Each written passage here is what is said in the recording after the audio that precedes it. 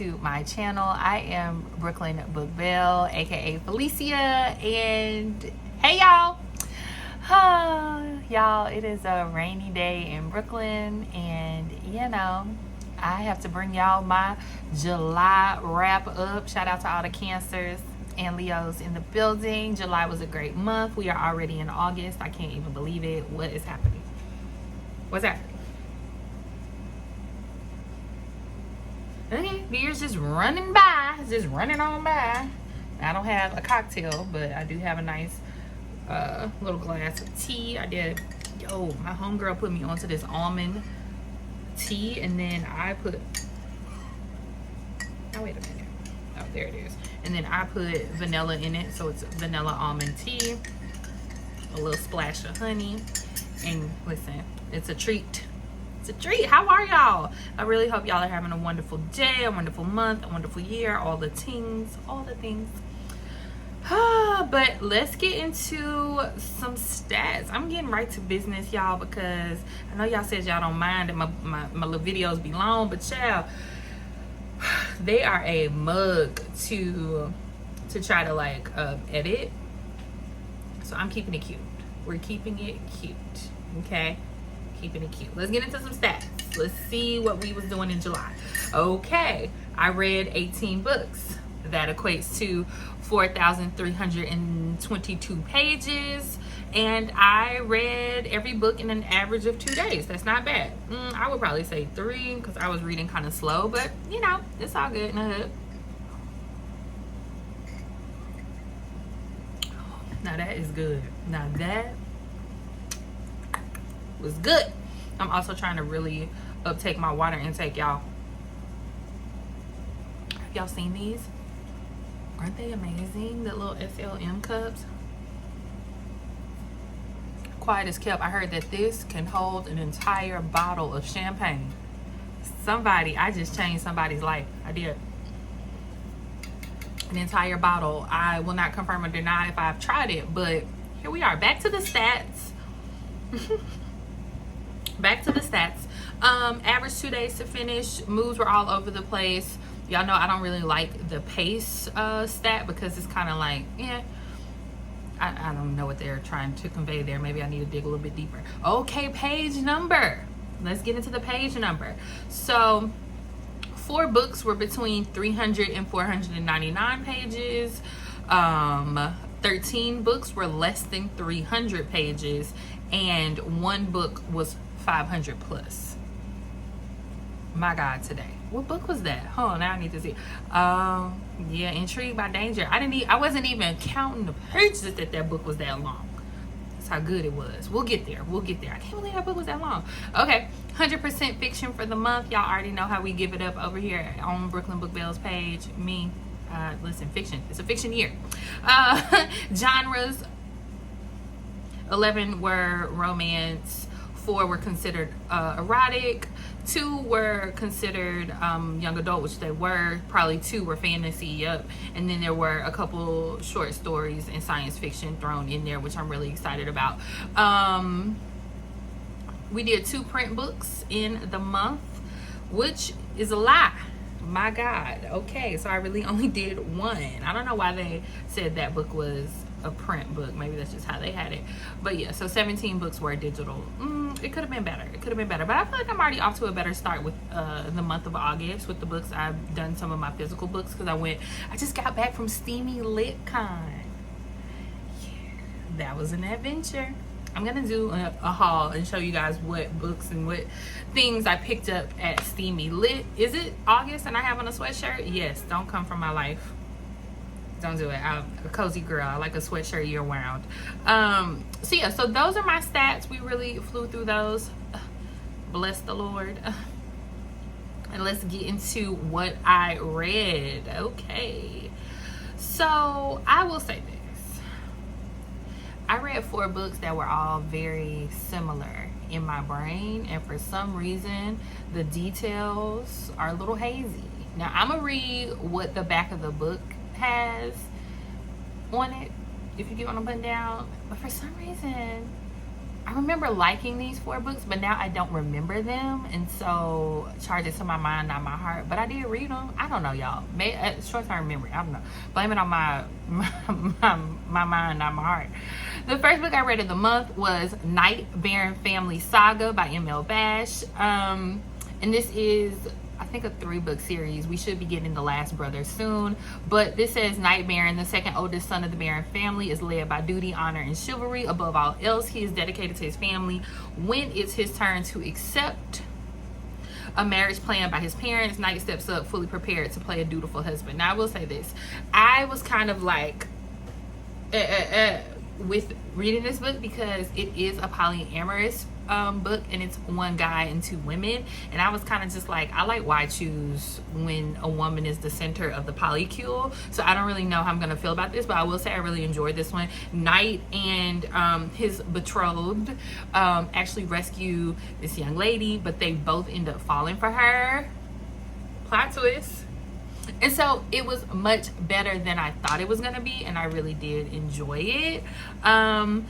ML Bash does polyamory very well on the page, but she also gives you a really good story. So the background of this family and this criminal enterprise that they're in, and why these arranged marriages are happening, I found it interesting. I was like, huh, look at that. And I made it through, again, this polyamorous story about one guy, 2 women, and I actually really enjoyed it. So I would say give this series a try. We're all in our polyamorous season right now, reading wise, mom.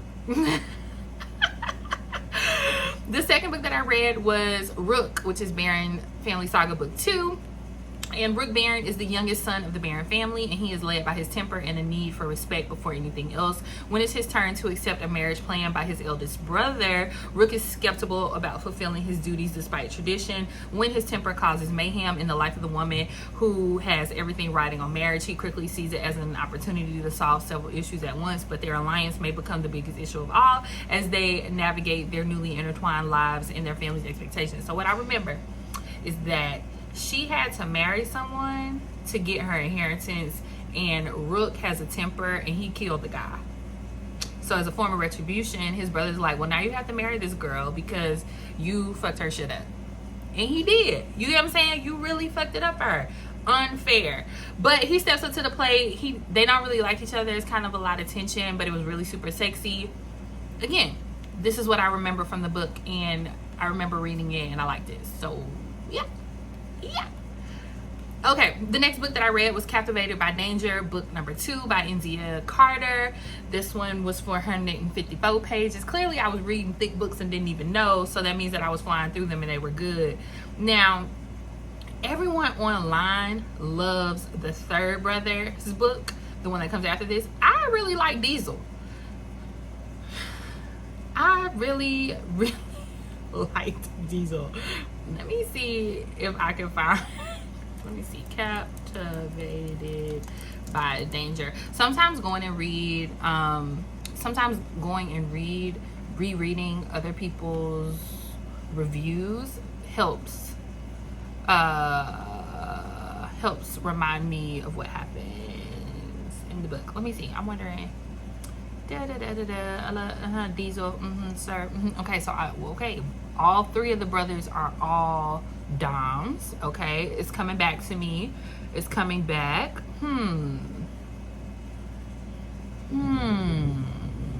Okay.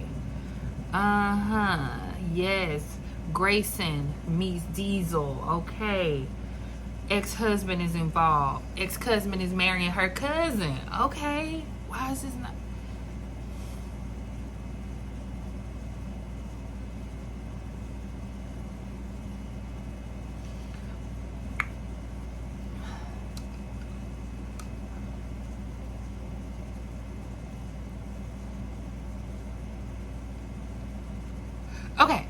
Okay. It's coming back. It's coming back, everyone.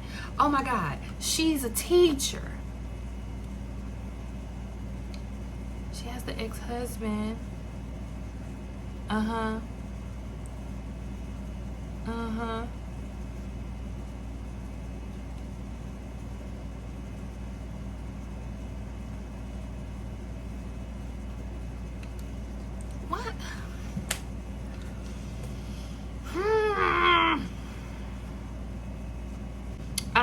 lost it. I thought I remembered it, but I don't. I do know that all the brothers are doms, and each of them has like a different dynamic with their sub. Or I know one of the brothers, he meets another dom. I think that's the third book.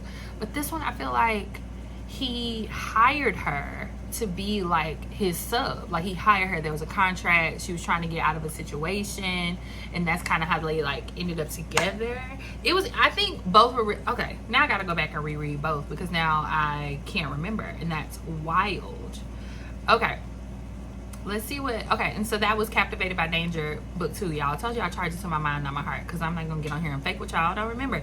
Declan Danger has always gone along to get along, keeping his 23-year relationship afloat, but his world flips upside down when his girlfriend insists on opening up their relationship. Okay, so I didn't bang with this one because he's in like a 15-year situationship with this really ungrateful girl, and she wants him to like open up their relationship, so she starts having sex with other men. Well, he meets another woman, and she happens to be a dom as well, and they kind of like are versatile. Both of them can be dom and sub at any time, and old girl gets jealous. Oh well, Pookie, like the fuck is wrong with you? You wanted this, and now here we are, and you are upset. Girl, gone. Ugh. I just remember liking Diesel better. Now I gotta go back and reread Diesel's book because I think I probably like sped through it really, really fast to get to Declan, because everyone was really going up about Intrigued by Danger because it's the newest release. And so now I gotta go back. Guess who has to reread a 400-page book because she don't remember? Me. But that's good. Okay, so that's the Danger series, books 2 and 3. I read book 1 a while back. But yeah, okay, so let's move to books that I remember. That's so unfortunate. So ridiculous. Jaiden, The King Who Got Me, the Evans brothers book 3, and it clearly says Evans series 4. So Miss Jenesequa, you giving us 4 books? Ooh, okay, girl. Okay, girl. Miss Jenesequa has never wrote anything that I did not like, so I know I'm gonna like this one, or I'll know I like the 4th one. Jaiden, let me see, so I could just get the snippet. But yeah, I love mentioning, oh, these men are winning so well. A relationship that is the last thing that she wants right now. For her, business comes first, and mixing business with pleasure is something she vowed never to do. In his mind, relationships are just not built for men like him. But when fate aligns paths with hers, all the walls he's had built up in his heart come crashing down, and things between them are only supposed to be professional. Okay, so it's forced proximity, and it is like co-workers to lovers. You know what I'm saying? Like, she is this business owning CEO. He is this, like, he's a tech guy. He's doing like IT specialties, whatever, y'all. But it get messy though, because he got these 2 girls who like to do poly shit with him, but they not in a relationship. And one of the girls has like this real connection to the main girl, and it blows up. Ooh, it's messy. So messy. But it was so good. It was good. I listen, if you like a little mess but you want your men like written super sexy and like just super captivating, then Miss Jenesequa is like on it. She hits the nail on the head every time. Like, it is always a hit, never a miss. Okay, always a hit, never a miss, period. Okay, my favorite book of July, honestly, was Burry, the Hatchet, A Sordid South Tale by Aria Daze. Aria, we don't know each other. I haven't met you via social yet, but girlie, this is the 2nd book that I read of yours this year. Y'all saw how I went up for Rudy Jones. This right here. Oh my God. I was texting in a group like, what the, wow. Like, type shit. It was so good. Okay. Andrea Hatchette, a woman after my own soulless void of a heart. Will you do me the honor of being my wife? Like lots of women dream for moments like this. A calm evening, a party on the lake surrounded by her family and friends. A handsome, rich, educated man asking for their hand in marriage in the middle of a fancy ass yacht with a big ass ring. That's literally what it says, BT dubs. Except for Andrea marrying her lifelong enemy. Nathaniel is her worst nightmare. Still, she knows she has no other choice if she doesn't want to be disowned and thrown from the company she has helped build. She supposes there could be a worse fate than marrying a billionaire, right? Hot ass mess. They've known each other since kids. He like messed up her ankle. He like pushed her down on some love and basketball type shit. Now her foot is messed up, kind of like the scar on Sanaa Lathan's face, honey. But their parents are like, nope, we're arranging this marriage. Y'all getting married. It's like a whole thing. But Nathaniel is not who we think he is. Like, he is not. Like, this little buttoned up businessman that we think he is, nah. Brother got some secrets. He's willing to make it work with only Andrea. Just be clear about that. Like, he's very like, if it ain't you, it ain't nobody type thing, which I really like. But we found out he's much more of a villain than we thought. But every villain needs a redemption arc. And listen, y'all, I didn't put this one down. I stayed up all night to read it. Like, that's how good it was. It was literally my favorite book of the month. Hands down. Hands down. So good. Oh, so good. Yes, okay. So that's Bury the Hatchet, A Sword Shall Tell by Aria Daze. Chef's kiss. It was good. Okay, the next book that I read was Storm, Dawn of a Goddess by Tiffany D. Jackson. And this is a book that I was super excited to read. Like, could not wait. It was on my 2024 most anticipated reads. It is a Storm, prequel. So before Storm gets to the X-Men, where was she, who is she, how did she come into her mutant powers? Y'all, before she was the superhero Storm of Marvel's X-Men, she was Aurora of Cairo, a teenage thief on the streets of Egypt until her growing powers catch the eye of a villain who steals people's souls.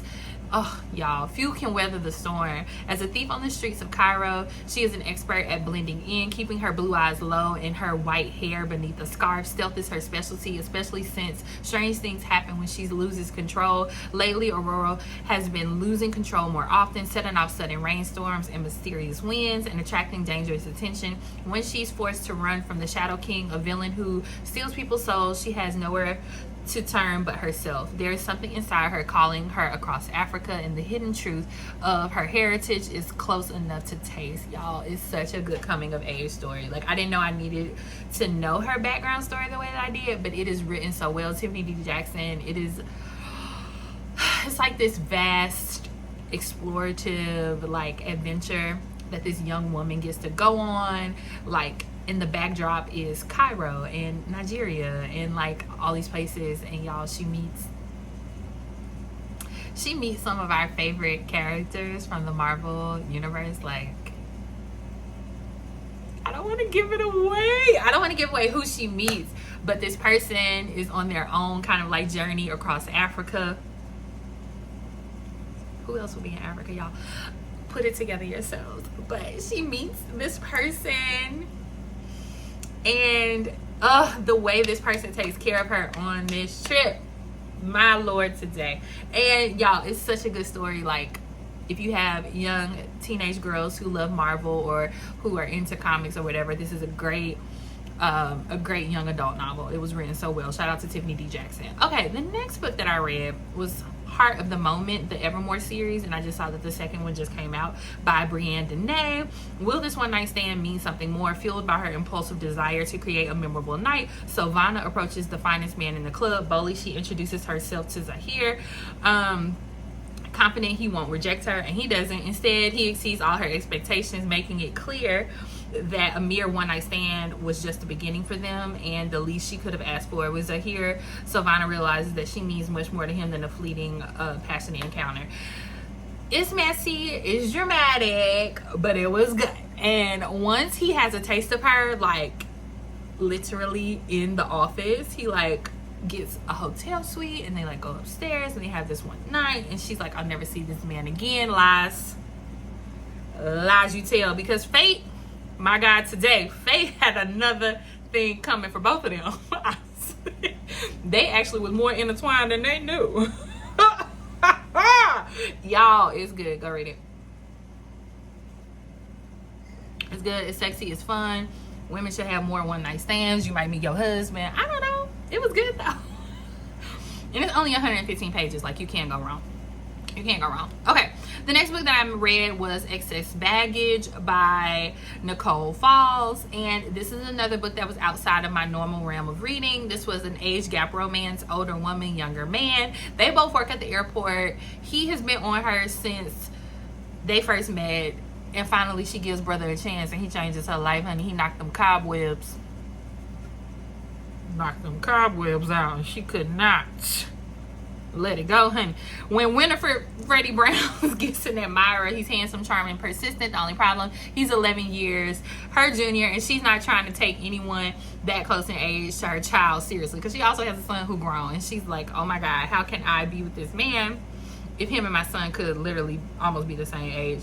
Elijah Woodford, however, is undeterred. He has his eye on Freddie for some time now and is willing to do whatever it takes to break down her walls and to get her to let him in. Cool. One fortuitous night at a local hangout changes everything, and the two embark on what is supposed to be a casual thing. This ain't no love thing, you know what I'm saying, y'all. It's really cute, it's fun. Again, a shorty, 172 pages. Nicole Falls always gives well-developed characters, a good storyline, and it's going to be sexy. So if you're looking for just a shorty and you like age gap romance, this one literally would be perfect. It was really good. Okay, the next book on the docket is Come With Me, an erotic novel by Shanee. By Shanee. Y'all know this is a Shanee stand account. We don't play that around here. As soon as the books come out, I have to read them. This one was no different. Come With Me, an erotic novella. Austin Bates has given up on love until she watches her twin brother and one of her best friends fall in love with each other, and what it seems like a matter of days, watching their love bloom gives her hope, and her desire to love and be loved is reignited. Although she remains cautious about giving her heart to someone, Evander Michaels is a newly divorced. The loneliness of singlehood weighs heavily on his heart, but dating multiple women isn't his thing. He hates to admit how long he's had his eyes on Austin because it forces him to be accountable for the demise of his marriage. Messy. It was a messy July. It was messy. Their attraction for one another has simmered under the surface for years, but crossing the line was out of the question until one magical night, after a series of events, they find themselves bound in a way. Yeah. So from what I remember, because clearly I don't remember anything from July because it was a fever dream. Yeah, she works for him, and one day he's like, hey yo, shut that door, come up in here, and they get it on. That's what I remember. I'm pretty sure that's what happened. Chill. So it's like this colleague to lover pipeline is crazy, but it was well written. It's real good, and y'all know Shanee writes sex scenes like no other, so this book did not disappoint, honey. It's erotic. It is. Okay, the next book I read was 7 Late Nights and Early Mornings, book number 1 by Charity Shanee, and this one was really good too, y'all. So these two people met at Essence, and they met at Essence like 5 or 6 years ago, whatever, and they had like this magical one night stand, whatever, and they every year they meet and leave their like lives behind no matter what, and just have like a week together, like a weekend together. And so they've been doing this for years, and finally the guy is like, hey. Oh, and that's the thing, neither of them know what the other does. So like they come, they don't give last names, they don't give anything, they just come and they're like bang bang bang, go home type thing.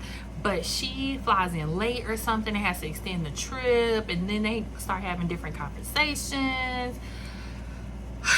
I really like the premise of this because it's very different. Like the fact that you have a lover who don't know your last name, but y'all email each other's like your STD test a week before y'all get together, and they try to outdo each other on who plans the trip.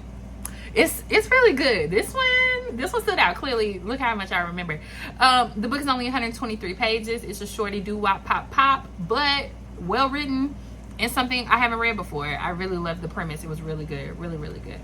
Another book that this premise was super cute, A Storm Between Friends by Emersyn Baylee. It's only 47 pages, so it's a novella, and y'all, these two friends are riding out this hurricane together and things get steamy. That's all I gotta say. Y'all know I love a good friends to lovers. Y'all know that is my jam. That is my jammy jam. Super jam.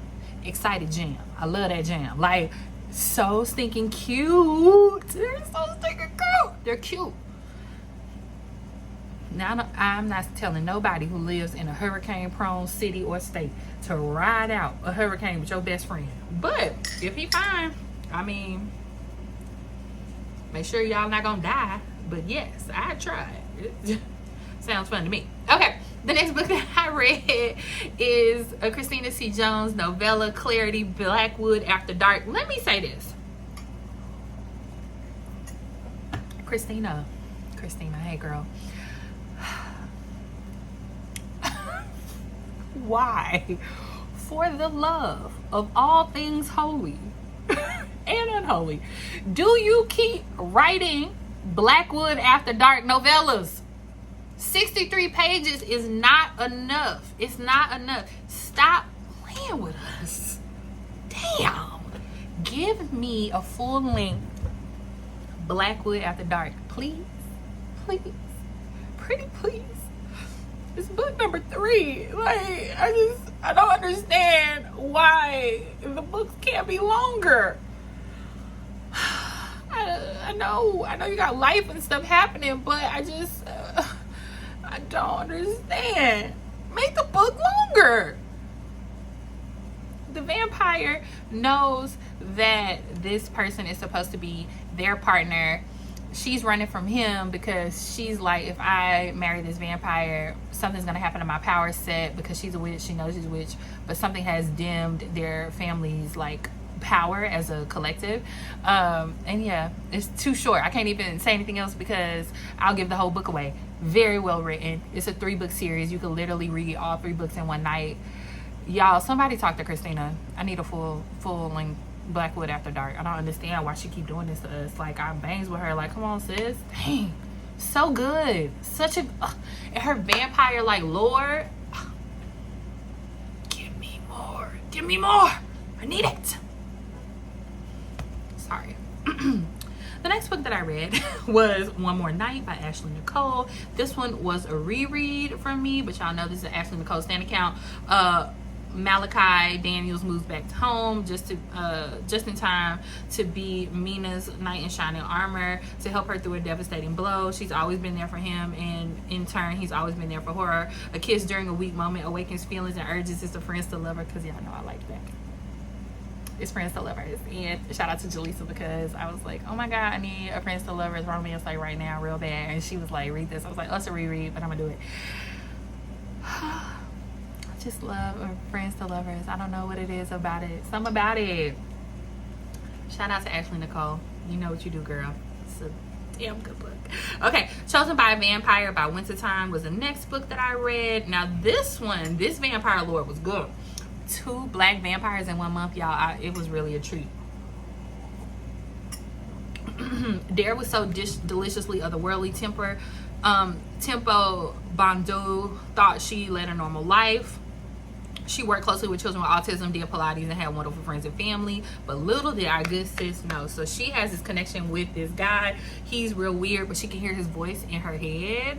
And like, we come to find out that he's a vampire and they have history, but we don't know what the history is. But he's trying to like break her free mentally or magically from a spell that a warlock has put onto her to keep them apart. We don't know why the warlock wants to keep them apart. We don't know what has been done. We don't even know how old this woman is. It's good. It's good. Wynta Tyme did that. I liked her lore. I liked how she wrote her vampires. I even liked the warlocks. Like, it was actually really good. It was really good. Okay, the next book that I read was The Gifted and Cursed, African American Urban Fantasy by Melody Lynch. It's literally a novella. It's only 29 pages, and it just sets up kind of the framework for this kind of magical bad guy huntress situation. She goes to the club with her friends. She ends up like using extreme magical power to like take somebody out, and then it turns out that there's like a part of the police that are like, no, Felicia, you're such a liar. That's not what happened. A dead girl spoke to her, but she does have like she has powerful strength. But the reason why the police want her to work with them is because she can talk to dead people and help them solve mysteries. My brain is all over the place. Clearly, I need like some euthanasia or ashwagandha or something, because I'm not focused. That's what it is. She sees dead people and they want her to come and help them. So this is literally, like I said, just like a world building introduction to the world. And this month I'll read a couple more books in the series because they're super short, so I feel like I can knock a few out, and I'll come back with updates. Okay, the next book on the docket is Spark, a Sexy Holiday Short by Tay Russ. It's only 64 pages, also a novella. So I was also reading shorties this month, which is cool, because the next one is not. But this one follows a guy and a girl. He has a drone company and she has like a fireworks company, and they're competing for like this Juneteenth festival, and instead of one getting the job over the other, they end up asking them to work together and do a firework drone show, which is super cool. I love seeing black people in occupations that we might not automatically be like, oh, I know a black person with a drone company, or I know a black person who does pyrotechnics, like. And so this was written really cute and super well, and it was fun, and it's a fast ride, 64 pages. Oh, kind of like fireworks, you know what I'm saying? Okay, now I got 4 minutes to talk about this book. I read Blood at the Root by Ladarian Williams, and let me say this is not the page for people who practice respectability politics. It just is not. I'm a black girl from the South. I was raised by a black woman. I have a black father. He's not in the picture, but oh well. And I'm starting this off with this because the discourse that I have seen on the internet about this book has been absolutely disgusting. Talking about the slang language, the slang that's used, talking about the twerking. I'm sorry, my bad. I thought that we had all been liberated, because everybody likes to get online and be like, black people not a monolith, where you have to let all the black people be black, and you don't get to police how people's blackness shows up in real life or in text, right? And so in my brain, I'm sitting and I'm reading it and I'm talking to my girlfriends, and I'm like, this is very much giving Langston Hughes versus Zora Neale Hurston. If you know, you know, right? When Zora was writing Their Eyes Were Watching God and this book comes out, Langston Hughes had an issue with how the language that she used in the text. But now we look back on Zora's work and we're literally like, this woman was a cultural anthropologist. She was literally bearing witness and writing something down that black people later would be able to bear witness to. And no, Ladarian's Blood at the Root might not be the next like cultural anthropological work, but y'all gonna have to put some respect on this black man. This man is in his 40s, from Helena, Alabama. Shout out to Alabama. You know what I'm saying? I'm from Alabama. And the thing, okay, Felicia, you cannot, let me put my glasses back on, because I was getting upset all over again, and that's not what this video is about. So I read Blood at the Root by Ladarian Williams, and it follows a young man named Malik that has a power set that he doesn't know how he got it, or but he has been witness to a tragic murder, or what we think is a murder of his mother, at the use of his magic. And he ends up taking his foster brother away from the foster family that they were in, and meet Barron Simdi, who turns out to be his uncle, and says, you have a grandmother in Louisiana who wants to meet you. Upon meeting this grandmother, he is invited to go to Cayman University, which is a black magical HBCU. It sounds cool to me. I don't know. I would have loved having this at 17, 18 years old. Ladarian's world building is interesting, it's intricate, it's built off of African American spiritual practices, hoodoo, etc. And everything about this university takes blackness and uses it to help the young adults reading this book unlearn harmful stereotypes. And for that, I appreciate the book. I think the work was great. Okay, I also think what comes up when listening to other creators talk about this book is an implicit bias surrounding Southern people and how they speak. I think because I live in Brooklyn, I come across people, and I used to have a much heavier accent, right? I've been in New York almost 15 years, so I have my accent has been watered down a lot, right? But I can remember when I first moved to New York, like, Northerners were not nice about cracking jokes about how I talked. Right? Like, just how I joke with my friends that Southern women are never beating the mean girl allegations. Northerners look down their nose on Southern people sometimes, right? It's a bias that you might not even know that you have, but they do it, okay? And so talking about the language that is used in this book, which is colloquially written for Southern teenage Black boys. That's the audience. We are just here reading it because we can. I think the demographic was for young boys, and it reads like a Black boy from Helena. What's the problem? Get over it. I don't know. The people really did their big one. I think the writing was fun, right? It was something that I wanted to finish. He goes to this school. He's an outcast. He doesn't have the same magical capacity as everyone, or capabilities as everyone else, because he doesn't know how to control his magic, because he hasn't been in this community his whole life. He's just getting there at 17. They didn't even want to take him into the school. He often feels othered, right? He meets such like a diverse group of Black people, and I think that is the experience that you get when you go to an HBCU, right? You find out that Black people ain't no monolith. We're all different. And in this space, these kids are really able to just be themselves, and I think that is fucking amazing.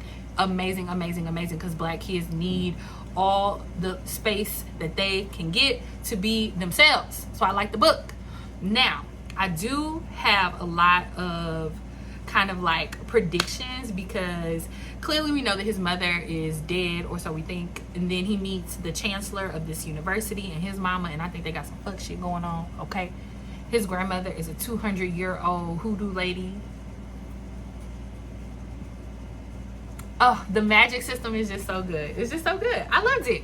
I don't know, and I often am the person on the outliers of what people like and what they don't like, and I'm cool with that. I feel like you like what you like, you don't what you don't. And I really like this book. So if you like magical realism and fantasy and young adults, like he's literally going to college, like it's real done and it's good. And that's that. And I ain't got nothing else to say, because I feel like I've said it all. If you have made y'all, I am unapologetic. Girl, it was good. If you have made it to this part of the video, please drop a stack of books. Let me know if you have read any of the books that I discussed today, or if you are looking forward to adding some of these to your TBR. If you have read Blood at the Root specifically, put your thoughts down below. Listen, I don't want to have no like tussling arguments, but I will listen to people who got real opinions. I love educated, factual opinions. So just know, if we're gonna tussle, come with your arguments and be ready. In a loving space, because I feel like dialogue helps us push things forward, and I also am an artist, so I feel like if this is something that someone has created, Ladarian, like we can be able to critique it. Like, art is made to be talked about and discussed, and I'm not opposed to that. I just don't like when it gets nasty online. Like, it don't have to be all that. We can have dynamic dialogue and be respectful. And so yeah, so that's that. These books will be listed down below in my Amazon storefront. If you want to pick one up, please do. If you have Kindle Unlimited, pop that thing into your Kindle Unlimited. Y'all know how we do. And yeah, and that is all. That is my July wrap up. And until next time, bye.